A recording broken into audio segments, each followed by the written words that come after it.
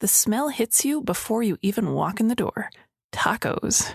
The Mexican music emanating from the brightly colored restaurant sounds cheerful and inviting, and you can't wait to run your fingers through the water droplets on the outside of an ice-cold margarita. This night with my friends is going to be so much fun, you think, and some fun is exactly what I need. 5 hours later, fun is exactly the last word you would use to describe what you're feeling. You are bloated, stuffed, laying on the couch with your face mashed into the fabric. The citrusy drinks and salsa have left a sour taste in your throat. Your stomach is distended with an entire basket of chips, your tacos, part of your friend's shrimp burrito, and fried ice cream for dessert, even though you are already full. When you got home, for some reason you went right to the pantry, scooping handfuls of cereal out of the box, crunching graham crackers, and finishing off a packet of cookies in front of the TV.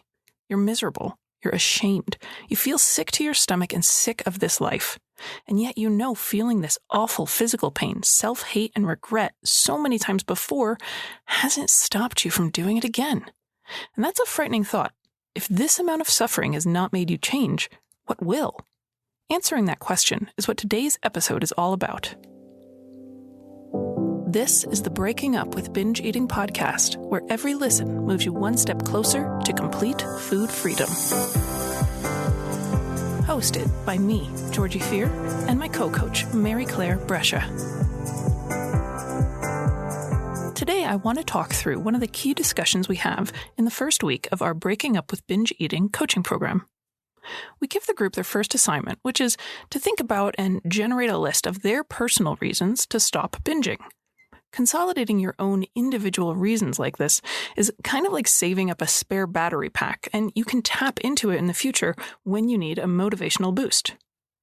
I asked in the Facebook group who made their list, how did it go, and who wants to share something. A client that we'll call Annette said that she found this assignment particularly revealing. She had done a list of the benefits of weight loss years ago, and when she compared her reasons on the not to binge list to the reasons to lose weight, she was surprised that they had a lot of differences. The weight loss list was full of benefits that dealt with body size, such as being able to fit in the middle seat of an airplane or shop in a, quote, normal size store, compared to the binge list, which dealt with major emotional benefits. For example, on that list, she had not feeling guilty about food choices, feeling more relaxed and more calm, and less fearful of food, and more love for herself. Annette hit upon a crucial point. Too often, people morph their binge eating problem into a weight loss problem in their mind, and that makes it much harder to stay on track. So when you're smelling tacos, thinking, do I want to tread cautiously here? They think of their goal being weight loss, and they reject that goal as not being compelling enough. It's not urgent. It seems superficial and flaky sometimes to be dieting or worried about our weight. So we reject the idea of dieting, and that ends up making us say yes to everything, which can lead to a binge, feeling our control slip away, and making us miserable in the end. Do not cram your emotional state, life quality, and self-esteem into this little box labeled weight loss. Open that box, unfold those possibilities, and see how large they are. By changing this behavior pattern, you stand to gain better emotional health and higher self-esteem. You could gain wisdom and strength through experience handling emotions without numbing yourself. You could listen to and love your family with greater depth and connection. Without binging, you could discover aptitudes and creativity and passions inside you that have been locked up for years. You could live more fully, engaging with the world and showing up in your life instead of doing what feels like endless dress rehearsals trying to look the part.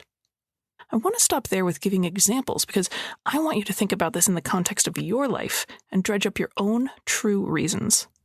What would change if you just didn't worry about food anymore?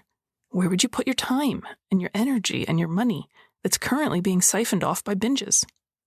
Over the course of the decades you have left on this planet, what could that amount to? It's no surprise to anyone that stopping binge eating often does produce weight loss, but even more than losing weight, I love as a coach how seeing people's lives are just fundamentally and dramatically improved by beating this disorder. Losing weight doesn't always make people considerably happier, but I can tell you stopping binge eating absolutely does. For everyone listening, I invite you to think about and make this list for yourself. It can help in a powerful way when you feel in the future like, why am I doing this? Or you have the sabotaging thought enter your brain that says, I just don't care. Don't think of stopping binge eating as a matter of losing or gaining weight. Think of it as losing or gaining your life. You will feel challenged on this road. I can guarantee it. You will want to ignore certain lessons, you will want to think about them but not really do them, and you are going to want to binge at times. In these moments, read your list. Be reminded that you can be happier, have a better life, spend more meaningful moments with your family, fall more deeply in love, and live life that is vastly more fulfilling. It's meaningful enough to give you reason to pause and resist the temptation to binge even though it's uncomfortable. It really is worth it. I'll leave you with one little secret too.